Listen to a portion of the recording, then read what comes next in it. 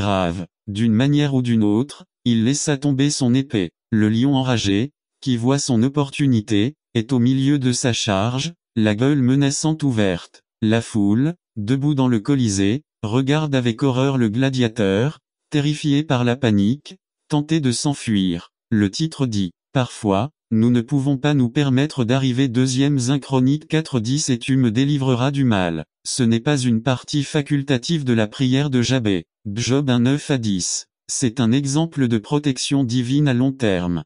Pierre, Actes 12:1-11. Dieu ne promet pas de faire la même chose en toutes circonstances, mais il est bon de savoir qu'il a le pouvoir de le faire. Délivre du mal, préserve-moi au milieu du mal. Dans cette partie de la prière de Jabez, il s'assure d'avoir une protection surnaturelle contre la capacité connue de Satan à nous faire passer en second. Les succès apportent avec eux les meilleures opportunités d'échec. Les bénédictions sont le plus grand des dangers, car elles tendent à émousser notre sentiment de dépendance à l'égard de Dieu et à nous exposer à la présomption. N'attendez pas qu'il soit trop tard. Devenez membre de la chaîne Today et bénéficiez de réconfort et de soutien dans les moments difficiles. Cliquez sur le lien dans la description de la vidéo. Mardi 9 avril 2024, page 6 illustration. Un jour, un étudiant universitaire a eu une conversation avec son professeur. L'élève, très excité, a raconté à son professeur combien sa vie se déroulait bien quand je suis arrivé ici pour la première fois. J'ai été l'objet de nombreuses tentations et d'épreuves qui me permettaient à peine de garder la tête hors de l'eau.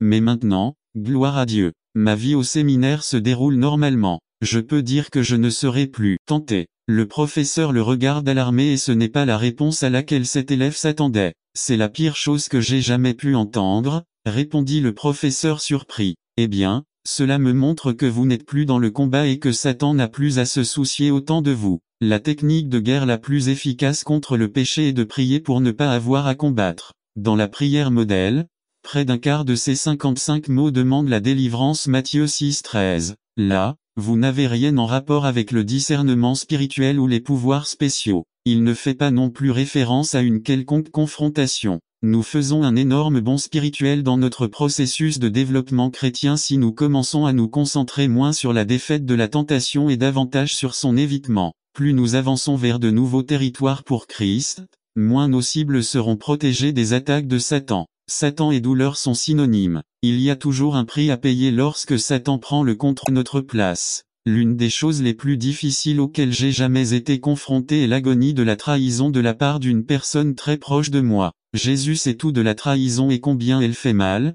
parce qu'il en a fait l'expérience sur terre en tant qu'homme. Face à mon combat, je savais qu'en exprimant ma douleur au Seigneur, il souffrait avec moi dans cette situation. C'est une démonstration extraordinaire de l'amour de Dieu pour nous qu'il soit devenu humain pour mieux nous comprendre, avoir de la compassion pour nous et savoir comment nous aider. Loin d'être un Dieu qui tourne le dos avec horreur lorsqu'il regarde notre péché, notre Dieu tend la main et nous prend pour nous purifier et nous aider. 4. Nous avions besoin d'un exemple à suivre. C'est une chose que Dieu nous dise, soyez saints car je suis saint. 1 Pierre 1:16. C'est une autre chose que Dieu se fasse homme pour nous enseigner la sainteté dans la vie pratique de tous les jours. Parce qu'il est devenu comme nous, n'attendez pas qu'il soit trop tard. Devenez membre de la chaîne Today et bénéficiez de réconfort et de soutien dans les moments difficiles. Cliquez sur le lien dans la description de la vidéo. Mardi 9 avril 2024, page 2. Jésus est l'exemple parfait et le modèle à suivre. L'apôtre Jean dit, « Celui qui dit qu'il demeure en lui doit marcher comme lui-même a marché. 1 Jean 2:6.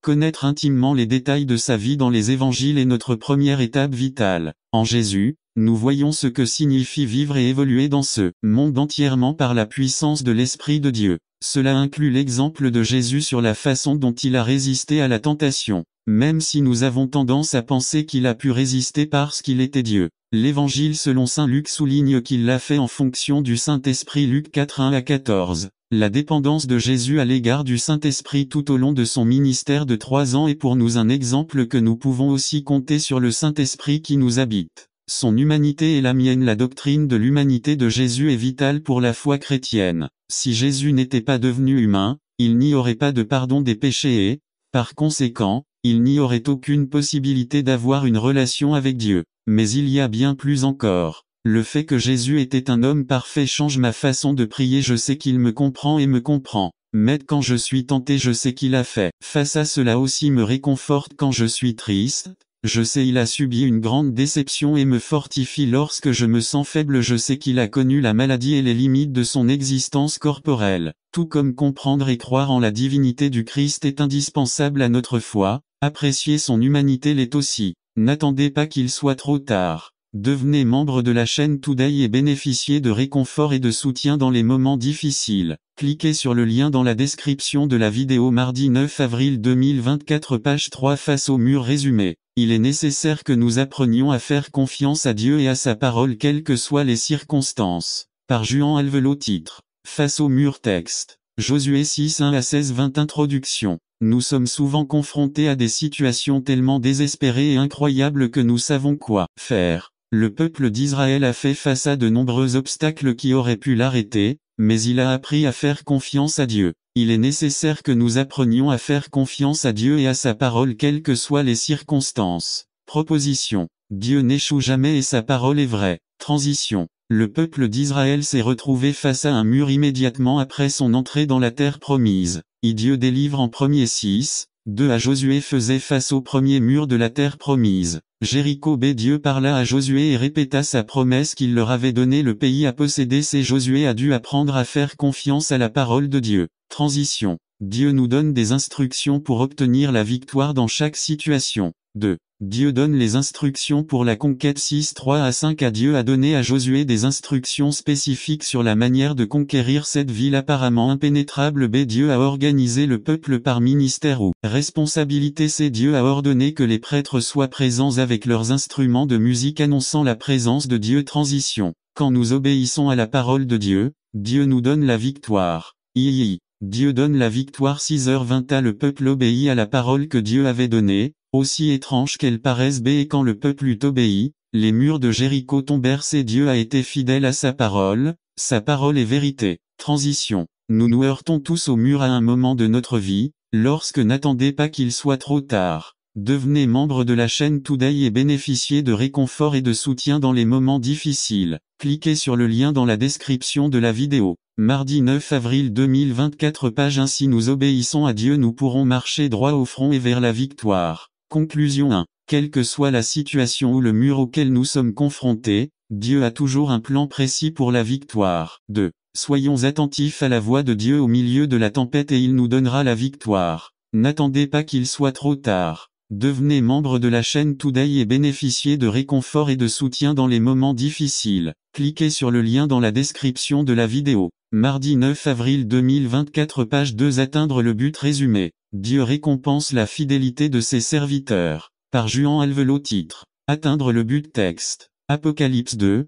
10 et 2 Timothée 4 7. Introduction. La vie du chrétien est décrite comme une course par Paul ici dans 2 Timothée 4 7, une course qu'il décrit comme étant gagnée par ceux qui restent fidèles jusqu'à la fin. C'est pourquoi Dieu dit dans Apocalypse 2 10 Soyez fidèles jusqu'à la mort et je vous donnerai la couronne de vie. Proposition. Dieu récompense la fidélité de ses serviteurs. Question. Courons-nous la course fidèlement? Transition. Cette course chrétienne est, gagner y mener le bon combat 1. J'ai combattu le bon combat 2 Tim 4, c'est à la vie chrétienne est souvent décrite comme un combat confère Éphésiens 6 10 à 17 2. Paul a combattu l'église de Laodicée était comme un orphelinat. Tu dis que tu es riche, que les choses se sont très bien passées pour toi et que tu n'as besoin de rien et tu ne réalises pas que tu es misérable, pauvre, aveugle et nu. Apocalypse 3, 7 Il a beaucoup de choses, il se croit riche et ne manque de rien, mais devant Dieu, il était malheureux, pauvre. Nous tous qui sommes ici aussi,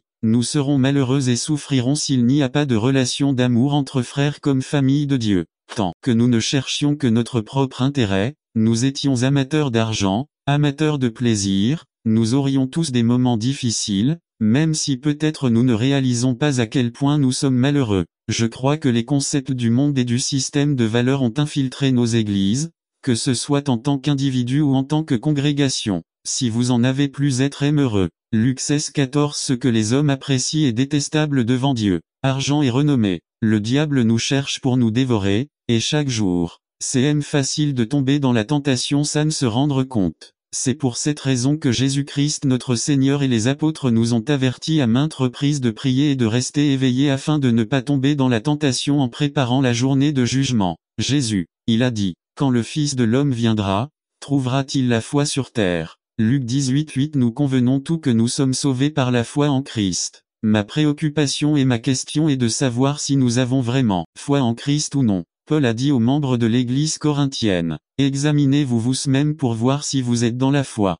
2 Corinthiens 13:5. J'imagine que beaucoup de gens vivront et mourront dans une fausse foi et une fausse assurance du salut parce que je n'ai jamais sincèrement demandé s'ils l'étaient avec foi ou pas. Je veux revoir avec vous les caractéristiques de la fausse foi pour éviter que nous ayons une fausse foi. 1. La foi n'est pas seulement une question de confession de bouche. Ils prétendent connaître Dieu, mais ils le nient par leurs actions. Ils sont abominables, désobéissants et incapables de faire quoi que ce soit de bien. Tite 1:16. Ce peuple m'honore des lèvres, mais a-t-il son cœur loin de moi? Il m'adore en vain. Ces enseignements ne sont pas les miens que les règles établies par les hommes. Marc 7:7. Pourquoi m'appelez-vous Seigneur, Seigneur, et ne faites pas ce que je dis? Luc 6:46-2. La foi qui nous sauve n'est pas quelque chose de passé mais de permanent et de permanent constante. Parmi les Hébreux 11 exemples de foi mentionnés cependant, c'est par la foi que le peuple a traversé la mer Rouge comme sur la terre ferme. Hébreux 11:29. Je ne veux pas que vous ignoriez, frères, que nos ancêtres étaient tous sous la nuée et qu'ils ont tous traversé la mer. Tous ont-ils été baptisés dans la nuée et dans la mer pour rejoindre Moïse. Tout le monde aussi. Ils ont mangé la même nourriture spirituelle et ont bu la même boisson spirituelle. Bien boire. N'attendez pas qu'il soit trop tard. Devenez membre de la chaîne Today et bénéficiez de réconfort et de soutien dans les moments difficiles. Cliquez sur le lien dans la description de la vidéo mardi 9 avril 2024 page 2. Le rocher spirituel qui les accompagnait, et le rocher était Christ. Mais le plus grand, l'un d'entre eux n'a pas plu à Dieu et leurs corps ont été abandonnés dans le désert. Corinthiens 10:1-5. Le message qu'ils ont entendu ne leur a été d'aucune utilité, parce que ceux qui l'ont entendu ne l'ont pas uni à la foi. Les premiers à qui l'évangile a été prêché n'y sont pas entrés, à cause de leur désobéissance. Hébreux 4:2-6. J'ai cru, ça ne marche pas, mais oui, je crois. Si vous restez fidèles à ma parole, ce sera le cas. Mes disciples le savent-ils vraiment la vérité, et la vérité vous libérera. Jean 8:30. Demeurez en moi et je demeurerai en vous. Jean 15:4. Mes brebis écoutent ma voix, je les connais et ils me suivent, je leur donne la vie éternelle, et ils ne périront jamais. Personne ne peut les arracher de ma main. Jean 10:27,28-3. La foi n'est pas seulement une question d'écoute et d'accord intellectuel avec la parole de Dieu, mais l'obéissance à la parole de Dieu. Jésus-Christ dit que la même chose va arriver à certains d'entre nous. Dès que le propriétaire de la maison, lève-toi et ferme la porte, tu restes dehors, appelant et suppliant, Seigneur,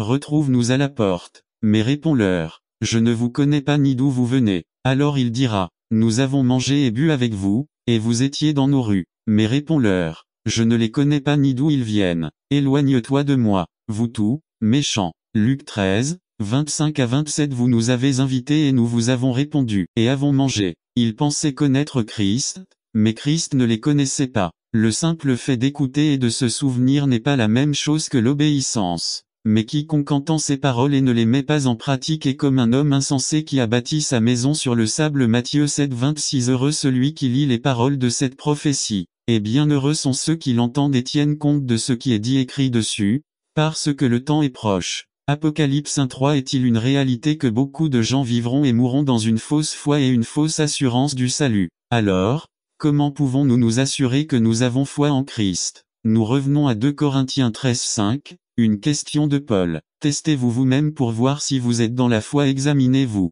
Ou n'avez-vous pas reconnu que Jésus-Christ est en vous, à moins que vous n'ayez vraiment pas réussi le test? Ne réalisez-vous pas que Jésus-Christ est en toi, à moins, bien sûr, qu'ils échouent au test? Sa réponse implique qu'être dans la foi signifie avoir Christ en moi. Jean 5:10. Celui qui a Jésus-Christ a la vie. La foi, c'est avoir Christ en moi, n'est-ce pas? Alors, comment puis-je vraiment être sûr que Jésus-Christ est en moi? Jean 3:24. Ceux qui obéissent à ses commandements habitent et vivent en eux. N'attendez pas qu'il soit trop tard. Devenez membre de la chaîne Today et bénéficiez de réconfort et de soutien dans les moments difficiles. Cliquez sur le lien dans la description de la vidéo. Mardi 9 avril 2024. Jésus enseigne la prière à ses disciples et passe immédiatement à la seconde venue. Par Dan Campbell. Que trouvera Jésus à son retour? Mais quand le Fils de l'homme viendra, trouvera-t-il la foi sur terre? Luc 18:8. Que trouvera Jésus à son retour sur terre? Comme cette parabole est fascinante. Jésus enseigne la prière à ses disciples et passe immédiatement à la seconde venue.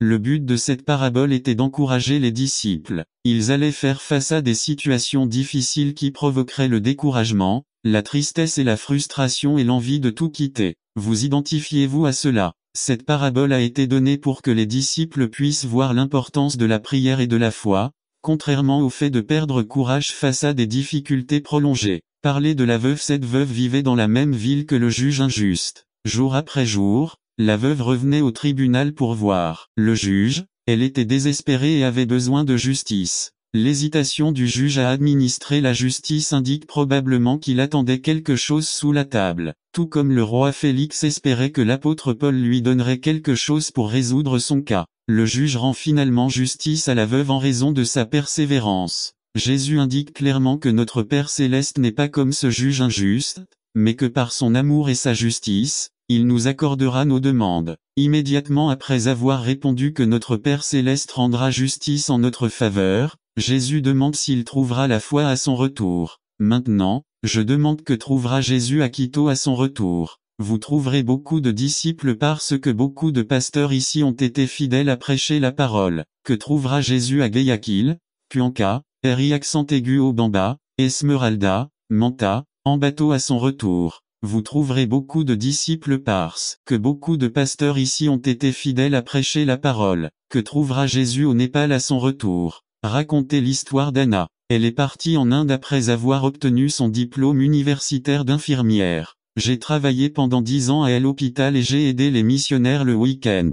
N'attendez pas qu'il soit trop tard. Devenez membre de la chaîne Today et bénéficiez de réconfort et de soutien dans les moments difficiles. Cliquez sur le lien dans la description de la vidéo. Mardi 9 avril 2024. Page 1. Mais elle sentait que Dieu avait quelque chose de plus pour elle. Une nuit, après avoir prié, le Seigneur lui montra dans une vision une maison avec des enfants. Quelques jours plus tard, il repart vers le nord, vers la frontière avec le Népal. Lorsqu'il arriva à la dernière ville, il trouva la maison que Dieu lui avait montrée dans la vision. Quelques jours plus tard, elle était de retour à la maison et avait déjà ses 3 premiers enfants. Lorsqu'il l'a découvert, les gens lui ont amené tous les enfants abandonnés. Il a ouvert un orphelinat. Il la connaissait sous le nom de Mamaji, ce qui signifie belle-mère. Racontez l'histoire du bébé népalais. Que trouvera le Seigneur au Népal à son retour? Disciple. Parce qu'Anna a été fidèle à l'appel du Seigneur. Que trouvera Jésus en Sibérie à son retour? Racontez l'histoire d'Oscar et Maria Calcena et de leur fille Ruth. Puis Juan Carlos arrive avec sa femme et ils ont le même appel en Sibérie. Avec l'aide du Seigneur il se rend à Krasnoïarsk, une ville militaire de 3 millions d'habitants à l'accès restreint. Le travail est dur et très peu fruité. Mais le Seigneur est fidèle. Je ne sais pas comment, mais le maire découvre leur travail, et leur donne, au nom de la ville, un bâtiment qui couvre un demi-pâté de maisons, pour l'église, et l'Institut biblique, l'école chrétienne et le centre médical. Que trouvera le Seigneur en Sibérie à son retour? Disciple. Parce qu'Oscar et Juan Carlos et leur famille ont été fidèles à l'appel du Seigneur. Que trouvera le Seigneur à Miao, en Chine, à son retour? Cela dépend maintenant de la manière dont nous réagirons ce soir. Qu'allez-vous faire de la grande commission chargée d'annoncer la bonne nouvelle dans le monde entier? Dieu a appelé et il le fait ce soir. Il veut que vous soyez fidèles à l'appel qu'il a placé dans votre vie. Comment donc invoqueront-ils celui en qui ils n'ont pas cru?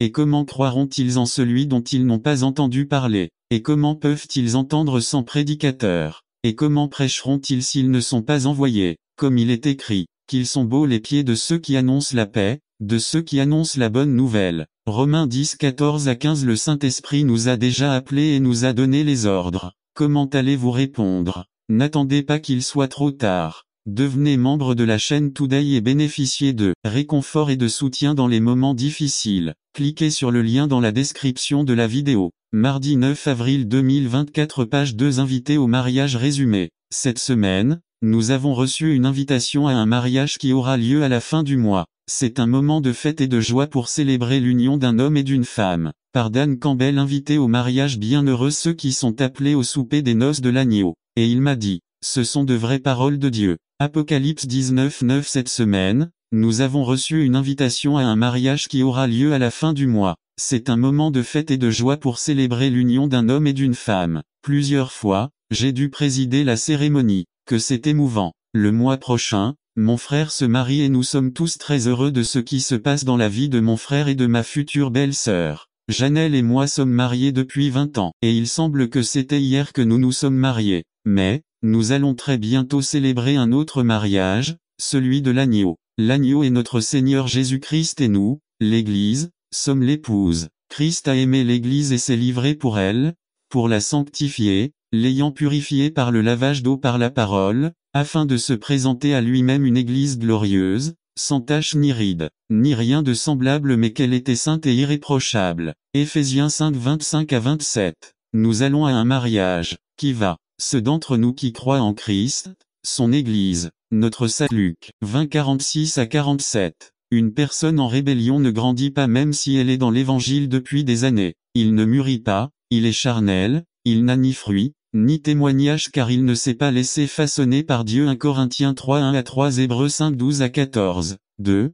Comment parle-t-il? La manière de parler d'une personne qui ne se soumet pas à l'autorité est bien connue et familière dans tous les milieux chrétiens. Il prononce des paroles telles que 1 Dieu m'a donné le ministère et non les hommes. 2 Je ne sers pas l'homme mais Dieu. 3 Je suis dans ces conditions car ils ne me prennent pas en compte. 4 La Bible est pour moi, il m'envoie prêcher. Ce type de personne se moque presque toujours et dit du mal des autorités supérieures sans crainte de Dieu, pour justifier son comportement. Jude 8 Jude 18, 19. Il critique les ministères, leurs règles et leurs procédures parce qu'ils n'ont pas le sentiment d'en faire partie, alors qu'ils y sont. Personne ne critiquera jamais votre maison et votre famille s'ils se sentent en faire partie. Ces personnes sont irrésistibles face à la promotion d'un individu, car elles ont le sentiment que quelqu'un a pris leur place. Et je demande quel endroit, si vous ne l'avez jamais eu. Conseil biblique. Le conseil paulinien est une soumission à l'autorité supérieure déléguée par Dieu. Que chacun se soumette aux autorités supérieures car il n'y a d'autorité que de Dieu. Celles qui existent par Dieu ont été établies. 2 Conséquences de ne pas se soumettre aux autorités supérieures. Ainsi, quiconque oppose l'autorité à ce qui est établi par Dieu résiste. Acte 7, 51. Ceux qui résistent entraînent la condamnation. Romains 13, 2. La Bible nous enseigne que lorsque quelqu'un se rebelle contre ce qui est établi, il perd l'autorité déléguée par Dieu et s'expose à la condamnation. Jérémie 2, 19. Ce processus de désobéissance produit un effet de culpabilité qui affecte la conscience du croyant. N'attendez pas qu'il soit trop tard. Devenez membre de la chaîne Today et bénéficiez de réconfort et de soutien dans les moments difficiles. Cliquez sur le lien dans la description de la vidéo. Mardi 9 avril 2024 page 2 Romains 13, 5 De telle manière qu'il continue à servir Dieu avec rébellion et avec une lutte spirituelle interne. Galates 5, 17 Qui ne le laissera pas seul. Ésaïe 57, 21 Jusqu'à ce qu'ils soyez en règle avec Dieu. Ésaïe 1, 18 à 20. Tout travail effectué dans ces conditions n'a aucun fondement. Ces œuvres manquent et sont absentes de la vie de Dieu. C'est ce que la Bible appelle les œuvres mortes. Jacques 3, 13 à 16. IV. Décision à prendre. Repentez-vous et demandez pardon à Dieu pour votre rébellion. 1 Jin 1, 7 Retournez à vos premières œuvres et à votre premier amour. Apocalypse 2, 4 à 5. Préparez-vous à travailler aux côtés de votre pasteur et prenez soin de votre place dans le corps de Christ. Hébreux 13, 7 1 Corinthiens 12, 18 à 27 Conclusion. La parole du Seigneur dit que lorsque nous confessons nos fautes, le sang de Christ nous purifie de tout péché et de tout mal. Jean 1, 9. De telle manière qu'elle pénètre à l'intérieur de l'individu pour le purifier de toute œuvre morte et de toute culpabilité pour servir le Dieu vivant, avec une conscience pure. Hébreux 9, 13 à 14. Où la présence de Dieu coule, de telle manière qu'elle est un instrument de bénédiction dans l'œuvre où Dieu l'a placée. Verset à mémoriser. Romains 13, 1 Que chacun se soumette aux autorités supérieures parce qu'il n'y a d'autorité que de Dieu, et celles qui viennent de Dieu ont été établies. 13, 2 Ainsi, quiconque s'oppose à l'autorité résiste à ce que Dieu a établi et ceux qui résistent s'attirent la condamnation. Romains 16, 17 Mais je vous exhorte, frères, à prêter attention à ceux qui provoquent des divisions et des trébuchements contre la doctrine que vous avez apprise, et à vous séparer d'eux. Hébreux 13, 17 Obéissez à vos bergers et soumettez-vous à eux parce qu'ils veillent sur vos âmes, comme ceux qui doivent rendre compte afin qu'ils le fassent avec joie et non avec plainte, car cela ne rapporte rien. N'attendez pas qu'il soit trop tard. Devenez membre de la chaîne Today et bénéficiez de réconfort et de soutien dans les moments difficiles. Cliquez sur le lien dans la description de la vidéo. Mardi 9 avril 2024 page 3 Les batailles de la vie résumées. Un aperçu des batailles de la vie et de la façon dont Dieu nous donne la victoire. Par Eduardo Quintana. Combat de la vie. Nous avons tous des combats que la vie nous présente. En groupe de 2 ou 3, écrivez des exemples de batailles auxquelles nous sommes confrontés quotidiennement. A, B, C, D2. N'oubliez pas que notre conflit est spirituel. A. Une bataille interne. Romains 7, 23. Mais je vois une autre loi dans mes membres, qui se rebelle contre la loi de mon esprit et me rend captif de la loi du péché qui est dans mes membres. B. Ennemis invisibles. If 6, 12. Car nous n'avons pas à lutter contre la chair et le sang, mais contre les principautés, contre les puissances, contre les princes des ténèbres de ce monde, contre les forces spirituelles méchantes dans les lieux célestes. C'est la bataille de la foi. Int 6, 12. Combattez le bon combat de la foi. Saisissez la vie éternelle, à laquelle vous aussi avez été appelés, après avoir fait la bonne profession devant de nombreux témoins. L'obéissance à Dieu vous rend invincible. À 2:28. Il arrivera que si tu écoutes attentivement la voix de l'Éternel, ton Dieu, pour garder et mettre en pratique tous ces commandements que je te commande aujourd'hui, c'est l'Éternel vaincra tes ennemis qui se lèvent contre vous. Ils sortiront contre toi par un seul chemin, et ils fuiront devant toi par 7 chemins. IV. Dieu promet de nous donner la victoire sur les mauvaises influences des hommes. IPS 44, 5. Par toi nous secourons nos ennemis. En ton nom nous piétinons nos adversaires. B. Sur les forces spirituelles du mal. Luc 10, 19. Voici, je vous donne le pouvoir de fouler aux pieds les serpents et les scorpions, 11. Et toute la puissance de l'ennemi, et rien ne vous fera de mal. N'attendez pas qu'il soit trop tard. Devenez membre de la chaîne Today et bénéficiez de réconfort et de soutien dans les moments difficiles. Cliquez sur le lien dans la description de la vidéo. Mardi 9 avril 2024 page 1c. À propos des afflictions les plus graves. 08, 35. Qui pour la famille, tout comme au temps de Jésus, l'inquiétude et l'anxiété semblent être la caractéristique commune de nombreuses personnes aujourd'hui. C'est pourquoi il a dit un jour dans Luc 12, 22 à 31. Ne passez pas votre vie à vous soucier de ce que vous allez manger, de ce que vous allez boire ou de ce que vous allez vous vêtir. La vie ne consiste pas seulement à manger, il ne s'agit pas non plus seulement de manger, le corps n'existe que pour être habillé. Pensez-vous qu'en vous inquiétant trop, vous vivrez un autre jour? Si vous ne parvenez pas à y parvenir, pourquoi vous inquiétez-vous d'autre chose pour boire? Dieu, votre Père, c'est que vous avez besoin de tout cela. Le plus important est que vous reconnaissiez Dieu comme le seul roi. Tout le reste, il vous le donnera en temps voulu. Dans la parabole du semeur de Luc 8, 4 à 15, le Seigneur Jésus a dit que les soucis, les richesses et les plaisirs de la vie noient la parole de Dieu dans nos vies. Nous voulons tous donner le meilleur à notre famille, nous devons donc éviter que les inquiétudes ne nous détournent du dessein de Dieu pour notre famille et de notre dépendance totale à l'égard de Dieu. Sachez donc que l'Éternel, votre Dieu, est un Dieu fidèle. V. 9.3. Le relativisme au lieu de l'obéissance à Dieu. Protagoras croyait que rien n'était bon ou mauvais, vrai ou faux. Il a dit que l'homme est la mesure de toute chose. Le relativisme est une doctrine philosophique qui soutient que toute vérité est vérité relative à l'homme. Elle ne reconnaît jamais l'absolu puisque tout dépend toujours du contexte dans lequel se trouve l'homme puisque le contexte impose ou dicte quoi penser et comment agir. Donc, si rien n'est mauvais ou bon, vrai ou faux, obéir à Dieu n'a aucun sens. Les relations sexuelles avant le mariage sont-elles un péché? Non. En fin de compte, ils se marieront de toute façon. Est-ce un péché de mentir? Non. Tous les mensonges ne sont pas mauvais, il y a des mensonges pieux. La promiscuité est-elle un péché? Non. N'attendez pas qu'il soit trop tard. Devenez membre de la chaîne Today et bénéficiez de réconfort et de soutien dans les moments difficiles. Cliquez sur le lien dans la description de la vidéo. Mardi 9 avril 2024 page 2. À condition que les précautions appropriées soient prises pour éviter de contracter des maladies vénériennes. Cette semaine, les informations recherchaient un homme séropositif. Le crime n'était pas que cet homme ait eu des relations sexuelles avec des femmes et des hommes. Son crime, c'est de ne pas avoir dit à ces gens qu'il était porteur du sida. Il n'est donc pas surprenant de trouver des foyers insatisfaits, des mariages frustrés et des adolescents confrontés à des problèmes qui vont de la recherche d'identité, ce qui est normal, jusqu'au suicide extrême. Le contexte et la culture ne devraient jamais conditionner notre obéissance aux commandements de Dieu. Le péché est un péché, point final. Faites attention mes frères.